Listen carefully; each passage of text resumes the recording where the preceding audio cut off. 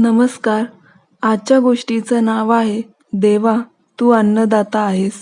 पूर्वी कोणत्या तरी राज्यात वैभवशाली राज्य होते.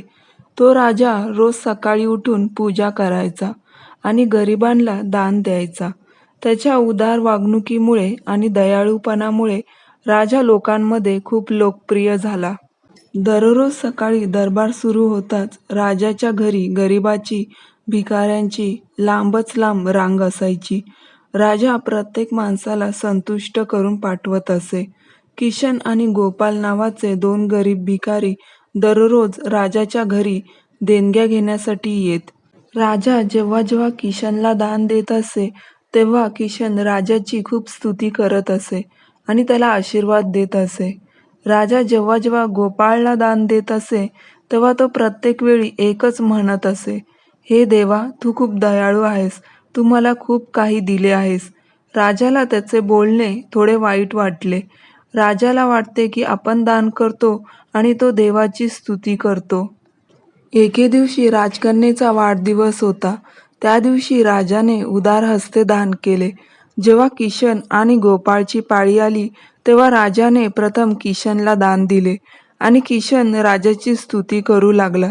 पण राजाने गोपाळला दान देताच त्याने हात वर केले आणि म्हणाला, हे देवा तूच आहेस अन्न देणाऱ्या, आज तू मला खूप काही दिले आहेस, त्याबद्दल मी परमेश्वराचे आभार मानतो. हे ऐकून राजाला खूप राग आला आणि म्हणाला, गोपाळ मी तुला रोज दान देतो, मग तू माझ्याऐवजी देवाची स्तुती का करतोस? गोपाळ म्हणाला, राजन वर देणारा बसला आहे, तोच सगळ्यांना अन्न देणारा आहे, तुम्हाला आणि मलाही. असे म्हणत गोपाळ तेथून निघून गेला. आता राजाने गोपाळला धडा शिकवायचा विचार केला. दुसऱ्या दिवशी जेव्हा किशन आणि गोपाळची पाळी आली, तेव्हा राजाने किशनला दान दिले आणि म्हणाला, किशन मला गोपाळशी काहीतरी बोलायचे आहे, तेव्हा तू जा आणि गोपाळला इथेच सोड. आणि हो, आज तू तुझ्या जुन्या मार्गावर जाऊ नकोस, राजवाड्याच्या बाजूनी जावे लागेल, जिथून फक्त मी जातो. किशन आनंदाने देणगी घेऊन निघून गेला. राजवाड्याकडे जाणारी वाट अतिशय सुंदर आणि सुगंधाने भरलेली होती. योगायोगाने त्या वाटेवर राजाने चांदीच्या नाण्यांनी भरलेला घागर ठेवला होता. पण आज किशन त्याच्या मस्तीत मग्न होता. तो विचार करत होता की राजाने मला त्याच्या वाड्यातून जाण्याची परवानगी देऊन माझ्यावर मोठी कृपा केली आहे. डोळे मिटून इथून चाललो तरी काही त्रास होणार नाही. असा विचार करत किशन डोळे मिटून रस्त्यावरून गेला, पण त्याची नजर चांदीच्या नाण्यांनी भरलेल्या घागरीवर पडली नाही. काही वेळाने राजाने गोपाळला सांगितले की तू आता जा, कारण किशन आता गेला असता, पण तुलाही त्याच वाटेने जावे लागेल ज्याने किशन गेला होता. देवाचे आभार मानत गोपाळ संत पावलांनी पुढे सरकला. तो थोड्याच अंतरावर गेला असता त्याची नजर चांदीच्या नाण्यांनी भरलेल्या घागरीवर पडली. घागरी मिळाल्यानंतर गोपाळला खूप आनंद झाला. तो म्हणाला, देवा तू माझ्यावर खूप कृपा केलीस, तू मला इतके पैसे दिलेस, आणि तो घागर घेऊन घरी गेला. दुसऱ्या दिवशी पुन्हा गोपाळ आणि किशनची पाळी आली. तेव्हा राजाला वाटले की किशनने भांडे घेतले असावे, म्हणून त्याने किशनला विचारले, का किशन कालचा रस्ता कसा होता, वाटेत काही सापडलं की नाही? किशन म्हणाला, महाराज वाट इतकी सुंदर होती की मी डोळे मिटून घरी गेलो, पण काही सापडले नाही. मग राजाने गोपाळला विचारले आणि त्याने सांगितले की राजा, काल मला चांदीच्या नाण्यांनी भरलेला एक मटका सापडला, देवाने मला खूप वरदान दिले आहे. राजाला किशनवर खूप राग आला आणि म्हणाला, आज मी तुला पैसे देणार नाही तर टरबूज देईन.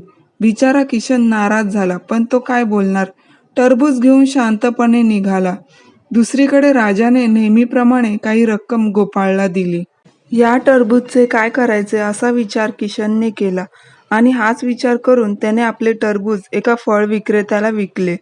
आता गोपाळ तिथून निघून गेल्यावर त्याला वाटले की घरात खायला काही नाही, मुलांसाठी टरबूज का विकत घेऊ नये. त्यामुळे किशनने जे टरबूज विकले होते तेच टरबूज गोपाळने फळ विक्रेत्याकडून विकत घेतले. आता गोपाळने घरी येऊन टरबूज कापताच ते सोन्याच्या नाण्यांनी भरलेले दिसले. हे पाहून गोपाळला खूप आनंद झाला आणि त्याने देवाचे आभार मानले. आणि म्हणाला, हे देवा, आज तू माझी गरिबी दूर केलीस. तू खूप दयाळू आहेस आणि सर्वांना अन्न देतोस.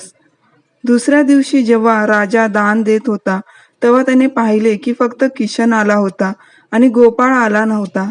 त्याने किशनला विचारले असता किशनने त्यांना सांगितले की काल देवाच्या कृपेने गोपाळला एक टरबूज मिळाले, जे आज सोन्याच्या नाण्यांनी भरलेले होते. गोपाळ आता संपन्न झाला आहे.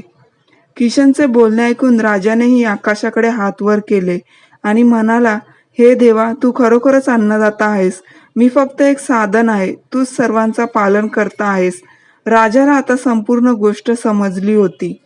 श्री स्वामी समर्थ. पुन्हा भेटूया नवीन विषयासोबत. धन्यवाद.